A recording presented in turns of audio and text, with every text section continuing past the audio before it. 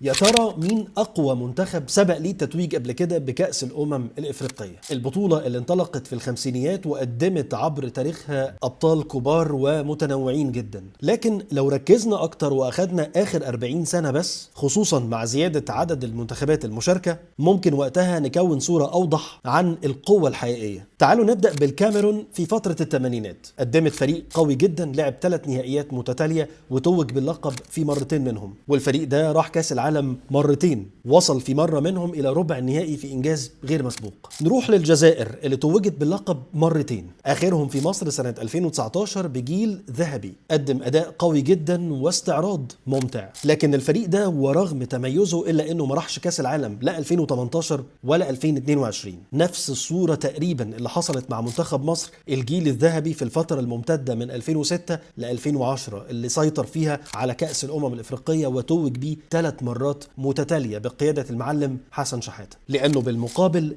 غاب عن الظهور في المونديال بشكل حزين جدا في 2010، واكتفى باستعراض ممتع ورائع ضد البرازيل وإيطاليا في كأس القارات. نروح لنيجيريا اللي بدأت تظهر قوتها على الساحة الإفريقية في بداية الثمانينيات، لكن أعظم فريق قدمته كان سنة 94 اللي توج بكأس إفريقيا في تونس، وشارك في كأس العالم وقدم أداء رائع جدا، وبعدها بسنتين توج بالميدالية الذهبية في دورة الألعاب الأولمبية في أطلنطا. نروح لتونس بطلة أفريقيا 2004، ورغم أن البطولة كانت على أرضها ووسط جماهيرها إلا أنها قدمت جيل رائع، هزم منتخبات قوية زي السنغال ونيجيريا والمغرب، ووصل لكأس العالم 2006. وأخيرا نختم مجددا مع الكاميرون اللي عادت بقوة في بداية الألفية الجديدة بفريق مرعب، توج بكأس الأمم مرتين على التوالي سنة 2000 و2002، كسب الميدالية الذهبية في الألعاب الأولمبية في سيدني ووصل إلى كأس العالم، وخسر كمان في نهائي كأس القارات بعد مشوار